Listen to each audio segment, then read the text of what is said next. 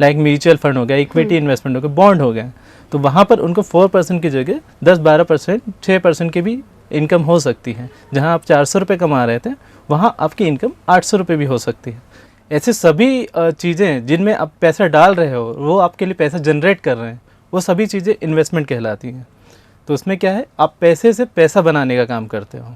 Ma'am, mutual fund और share market एक दूसरे से रिलेटेड हैं, दोनों इनडायरेक्ट और इनडायरेक्टली तरीके से काम करते हैं। म्यूचुअल फंड क्या होता है, इनडायरेक्ट फॉर्म है शेयर मार्केट में इन्वेस्टमेंट करने का। उसके अगेंस्ट क्या करते हैं, आप किसी फंड हाउस को पैसा देते हैं, वो आपके अगेंस्ट म्यूचुअल फंड बाय करते हैं। म्यूचुअल फंड कुछ और नहीं है, वो इक्विटी इन्वेस्टमेंट ही बड़ा कॉर्पस मैनेज करना चाह रहा है, तो वो म्यूचुअल फंड में SIP के थ्रू या लमसम के थ्रू जा सकता है। कि आप पहले हेल्थ के लिए ध्यान दीजिए जी, ठीक है, पहले तो ये लायबिलिटी कवर कीजिए। अगर आप कमाने लग गए हैं और आपकी फैमिली है, फिर आपको सेकंड जाना चाहिए आपकी सिक्योरिटी पे।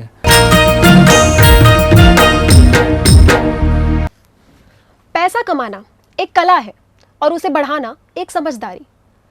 क्या आप पैसे को कमा रहे हैं या फिर पैसा आपको?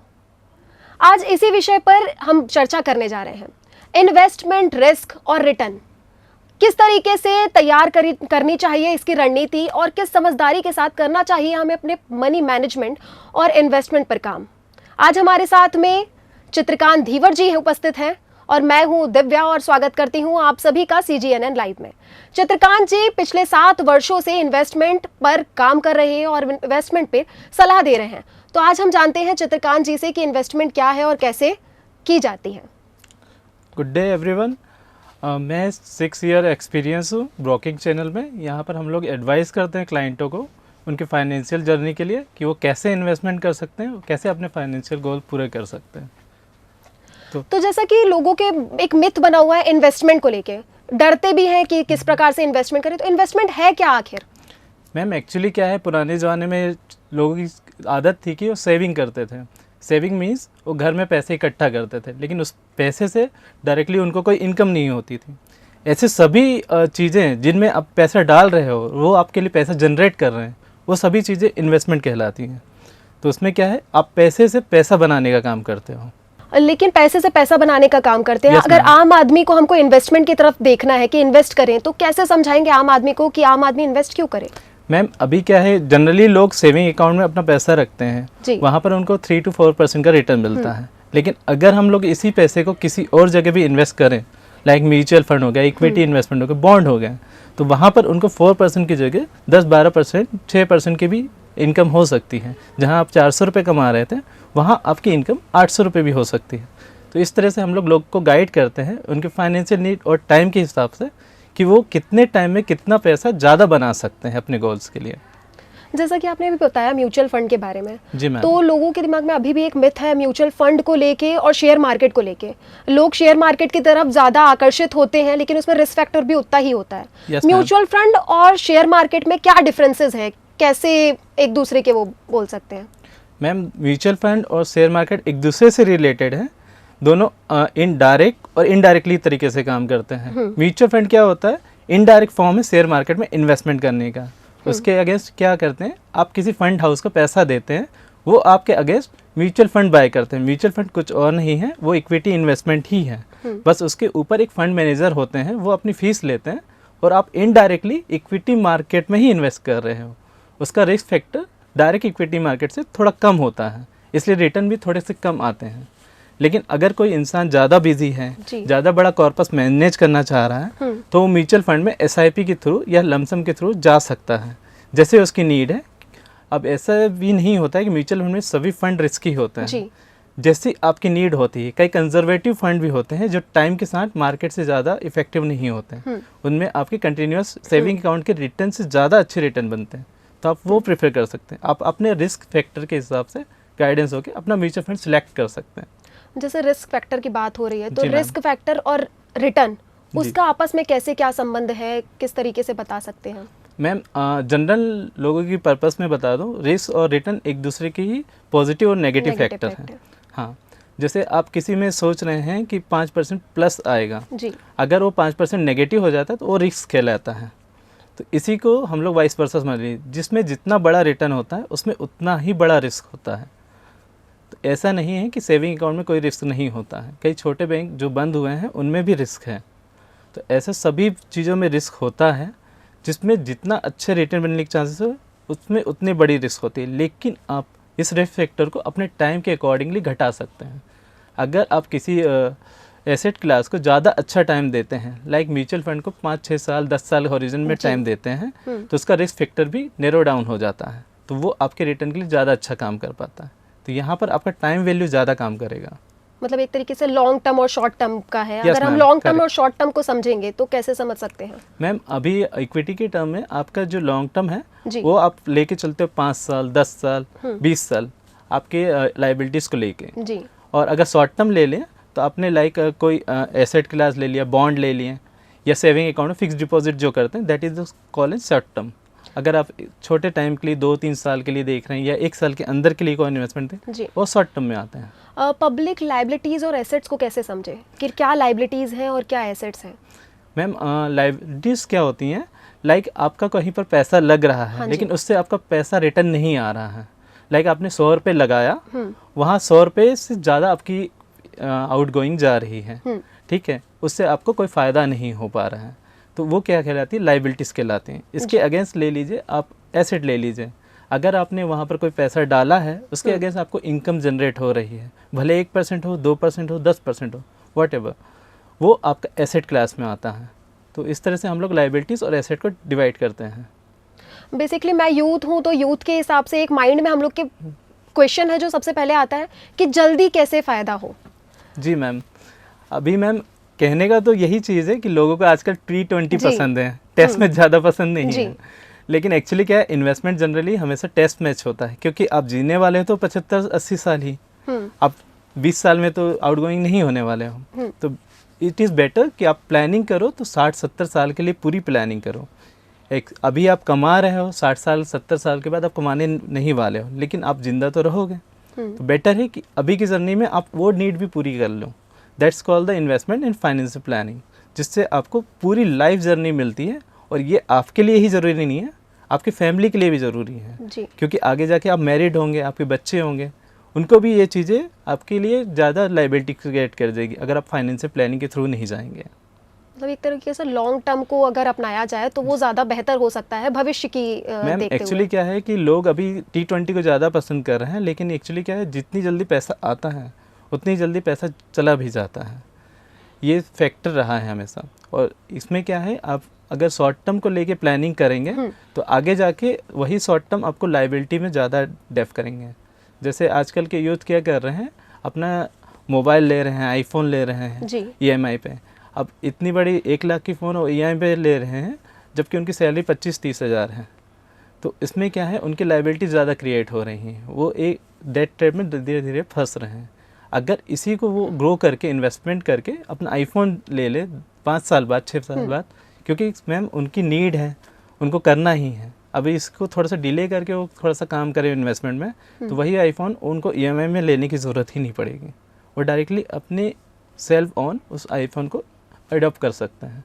मतलब सही इन्वेस्टमेंट करें तो Correct, प्रॉब्लम में से पड़ने से फंसने से बच सकते हैं। जी मैम, अभी क्या है, शॉर्ट टर्म में तो उनको खुशी बहुत होगी जी। लेकिन जब लॉन्ग टर्म में उनकी डेट ट्रैप में वो फंसते जाते हैं तब उनकी लाइबिलिटी क्रिएट होती है, तो वहाँ पर क्या है, उनकी लॉन्ग टर्म जर्नी मुश्किल हो जाती है।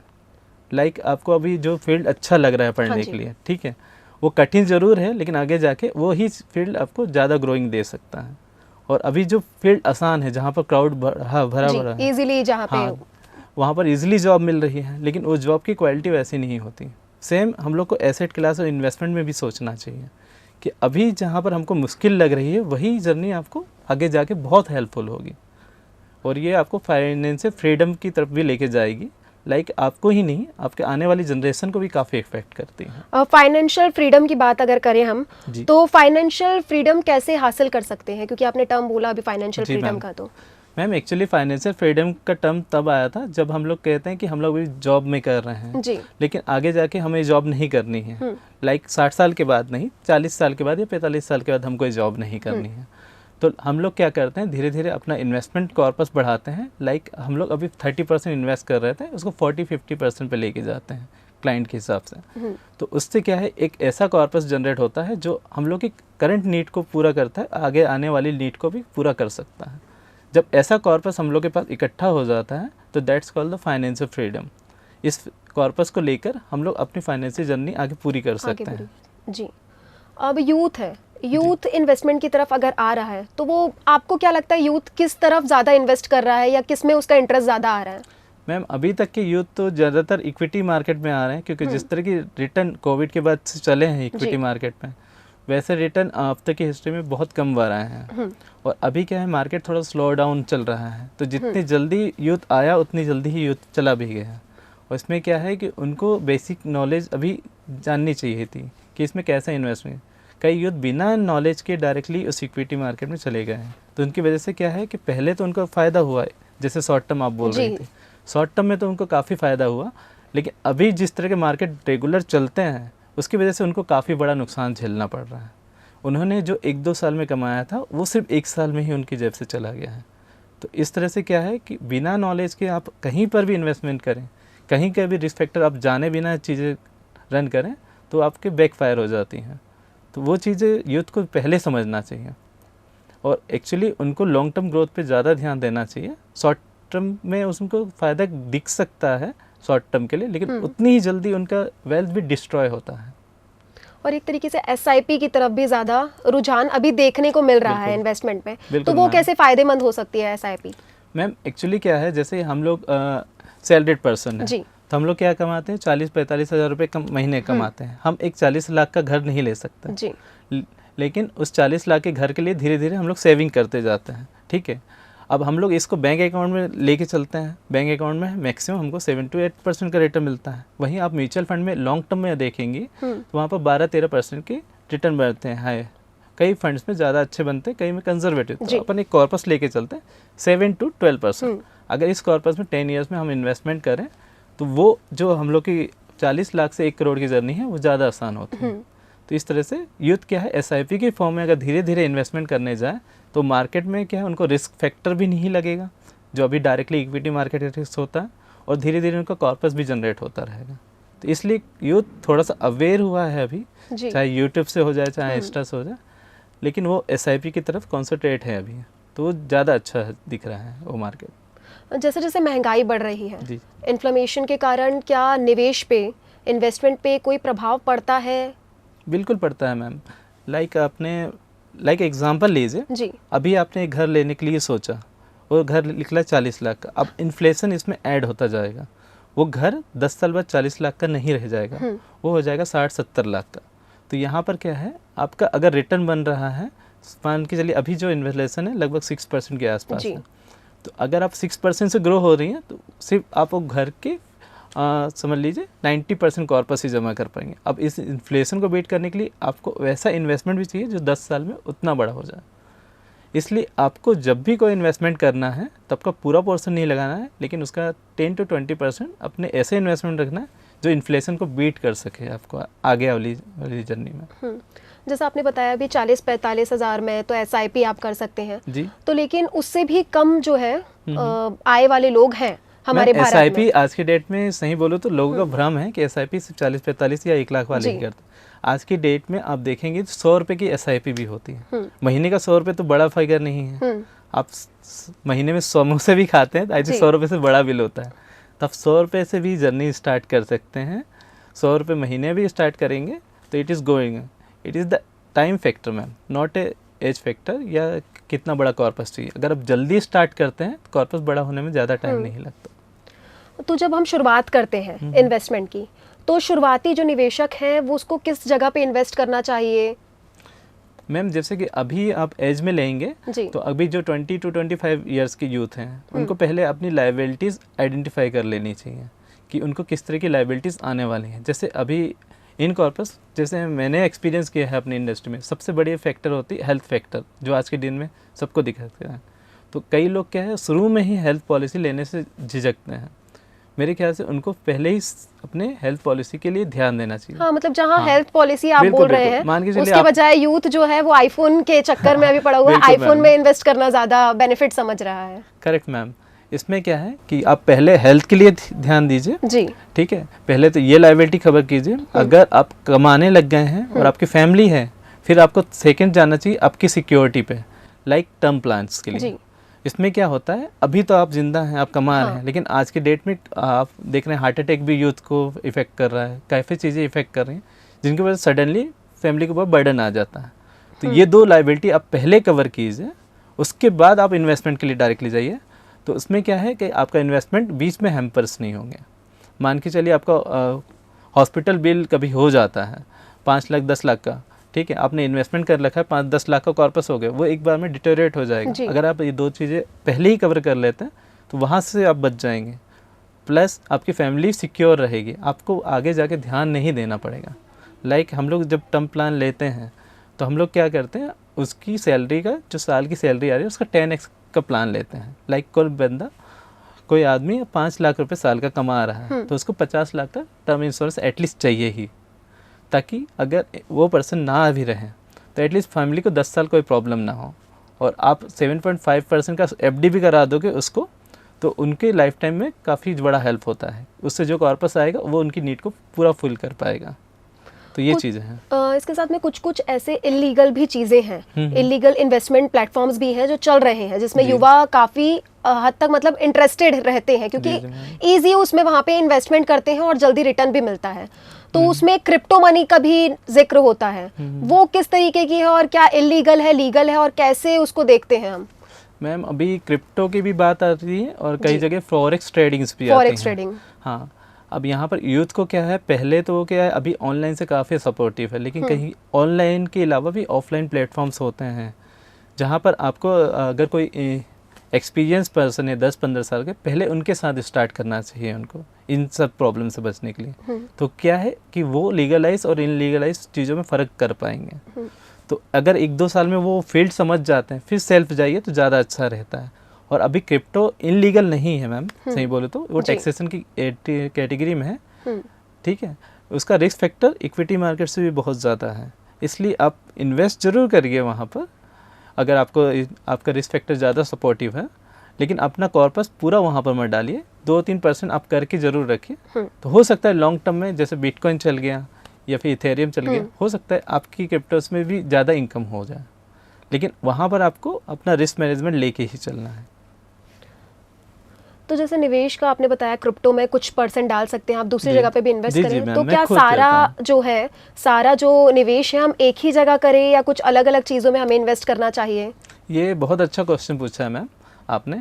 एक्चुअली हम लोग के फील्ड में कहा जाता है, जैसे हम लोग का फाइनेंशियल फील्ड है, तो हम लोग का फील्ड में ये कहा जाता है अपनी सभी फंड एक ही एसेट क्लास में आपको डाल के नहीं रखना है, बिकॉज ऑफ दैट कि उस एसेट क्लास में अगर क्रैश आया तो आपकी पूरी मनी उड़ने के चांसेस रहते हैं। इसको बोलते हैं डाइवर्सिफिकेशन। तो आप क्या करते हो, अपने जो फुल मनी है उसको डिवाइड करते हो कि कुछ बैंक अकाउंट में रखना है, कुछ आपको म्यूचुअल फंड में रखना है, कुछ इक्विटी में रखना है, कुछ बॉन्ड में रखना है। जिसको जो एसेट क्लास ज़्यादा अच्छे रखते हैं उसमें वो डाइवर्सिफाई कर सकते हैं। किसी एक एसेट क्लास में आपको इन्वेस्ट नहीं करना है जी। आपको एक बकेट ऑफ इन्वेस्टमेंट ही बनाना है, ताकि अगर इधर से रिटर्न नहीं आ रहा है तो दूसरा रिटर्न उसको बैलेंस कर सके। एक हो सकता है आपका लॉन्ग टर्म रिटर्न के लिए हो, एक शॉर्ट टर्म हो, एक अल्ट्रा शॉर्ट टर्म के लिए हो।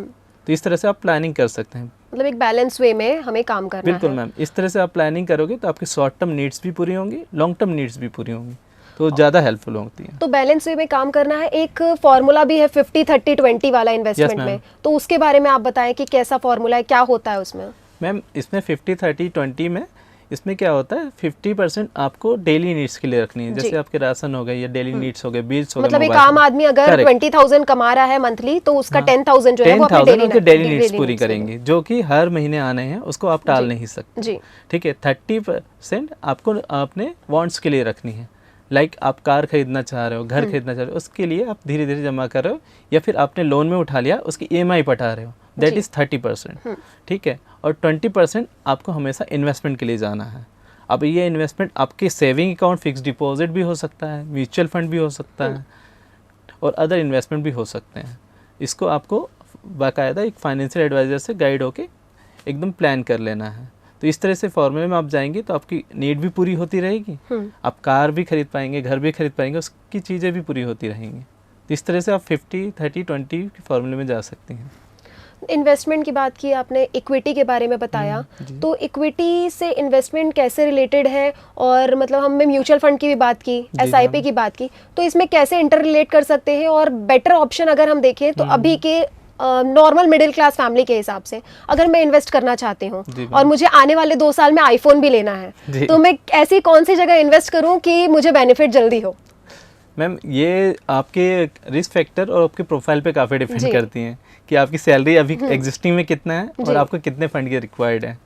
मैं कहूँगा कि इस पे डायरेक्टली ना जाके आप डायरेक्टली अपनी प्रोफाइलिंग पहले कराइए, उसके बाद जो 50-30-20 वाले फॉर्मूले हाँ। उसमें एक बार फिट करके देखिए, या फिर किसी फाइनेंशियल एडवाइज़र से डायरेक्टली कंसल्ट कर लीजिए इसके लिए, तो वो ज़्यादा अच्छा प्लान कर सकते हैं। जैसे हम लोग भी प्लानिंग करते हैं क्लाइंटों की, लेकिन हम लोग को क्या है उनके फाइनेंशियल पोजीशंस पता होती हैं जी। कि उनको किस चीज़ के लिए ज़रूरत पड़ने वाली है या किस चीज़ के लिए ज़रूरत अल्ट्रा शॉर्ट टर्म है, तो हम उस हिसाब से प्लान करके देते हैं। अब इसमें आता है इक्विटी म्यूचुअल फंड।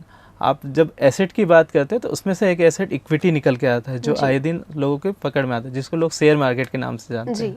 जी, वो सबसे रिस्की क्लास है।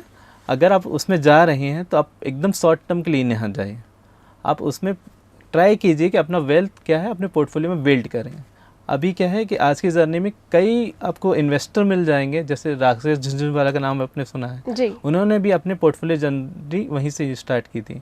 तो क्या करते हैं, जैसे हम लोग रियल एस्टेट में अपने घर बनाते हैं, फिर घर अपने पीढ़ियों को हैंड ओवर करते हैं, वैसे ही आप धीरे धीरे इक्विटी कॉर्पस बना सकते हैं, वो आपकी पीढ़ी को कैरी फॉरवर्ड हो सकते हैं। तो इस तरह की जर्नी में क्या है कि आपकी लाइबिलिटीज़ आपकी फार बेटर परफॉर्म नहीं कर पाती हैं, तो उसमें क्या है एसेट जनरेट ज़्यादा अच्छे होते हैं।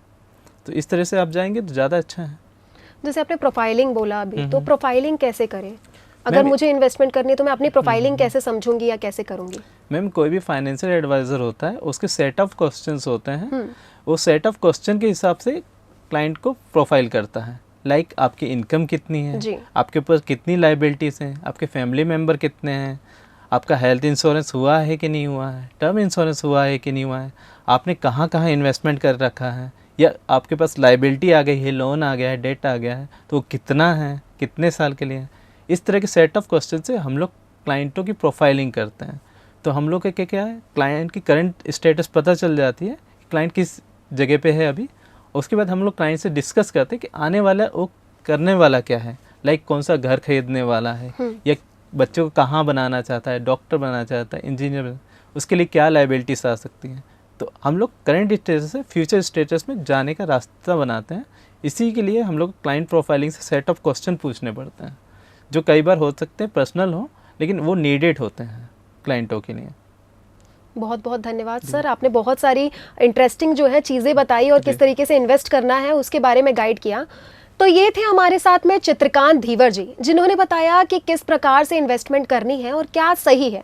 शॉर्ट टर्म इन्वेस्टमेंट जो है वो रिस्क फैक्टर उसमें हाई हो जाते हैं, और वहीं हम लॉन्ग टर्म इन्वेस्टमेंट की तरफ जाते हैं तो हमारा फ्यूचर ब्राइट हो सकता है और रिस्क फैक्टर जो है वो बहुत कम होके रिटर्न्स जो है हमारे हाई हो सकते हैं।